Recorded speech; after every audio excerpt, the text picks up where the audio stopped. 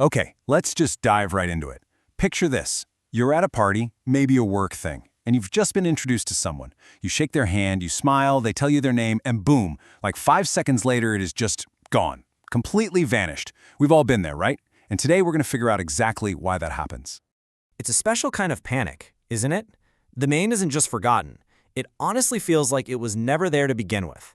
And what comes next is this frantic, improvised performance where you're just desperately hoping someone else says their name. Or, maybe the fire alarm goes off. Literally anything to save you from the awkwardness. And this is the question that just kills us in that moment. We immediately start blaming ourselves. But the answer, thankfully, is a big fat no. There are very specific, very scientific reasons your brain lets names slip right through the cracks, and, understanding them is the first step to never feeling guilty about it ever again. So, let's get into the first major reason.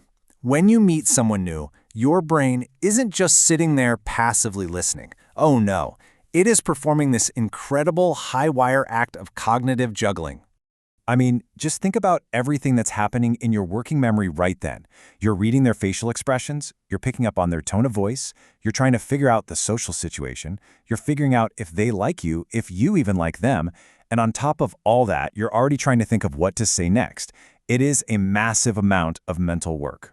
And right into the middle of all of that beautiful chaos, you're handed this one tiny piece of information, their name. See, a name like Kevin or Sarah is completely arbitrary. It doesn't connect to anything you already know, not a concept, not an image, not a feeling. It's like an isolated computer file with no folder to go into, and your brain is just, frankly, way too busy to babysit it. And that idea, it leads us perfectly into our second point. This is a totally fascinating concept that really gets to the core of how our memory works, or in this case, doesn't work, when it comes to names. It's called the Baker-Baker paradox. Check this out. If I tell you a man is a baker, your brain just lights up.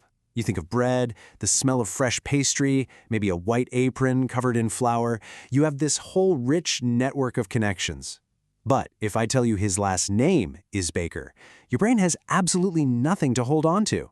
It's the exact same word, but one is full of meaning, and the other is just rootless. And this isn't just a theory, It was actually shown in a 1987 study by McWeeny and Ellis. What they found is that names are semantically empty.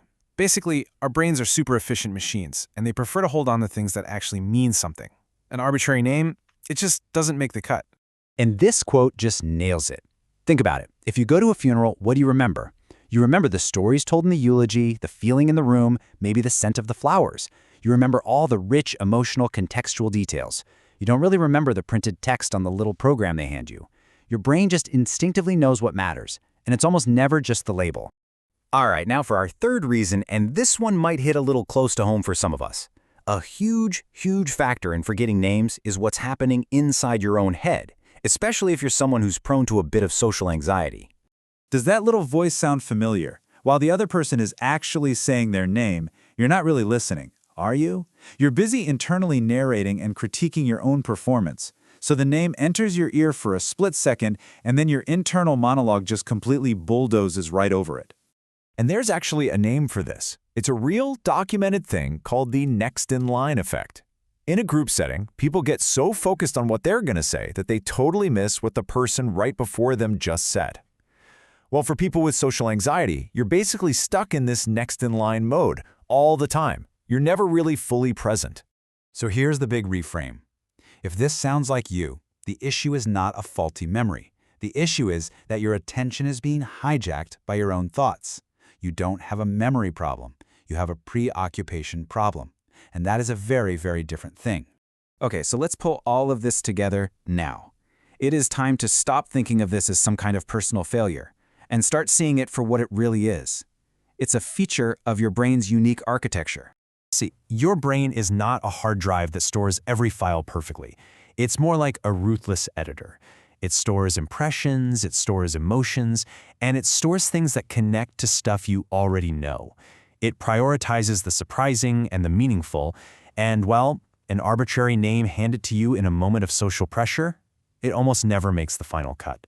In fact, you could even argue that people who forget names easily are often brilliant at other things. They remember stories, feelings, the look on someone's face when they said something important. Their brains are wired for context and emotional connection, which is an incredibly powerful skill. It's just not particularly well suited for the mechanical task of remembering a label. Now, this doesn't mean you can't get better at it. Simple tricks, like just repeating their name. Hi, Kevin. So nice to meet you. They actually work. They work because you are manually forcing your brain to pay attention and build an association that it wouldn't have created on its own. You're basically giving that rootless word a place to live. So please, let go of the shame. You're not a bad or uncaring person. You're not absent-minded or dismissive. You are simply someone whose brain is busy cataloging the world in a really rich, contextual, and often much more meaningful way. And let's be honest, the name was probably the least interesting thing about the person standing in front of you anyway. What you do remember about people, the real stuff, the texture of who they are, that part is still there. And that's what truly matters. If you found this explainer helpful, we'd really appreciate it if you'd give it a like and subscribe for more deep dives into how our amazing minds work. Thanks for watching.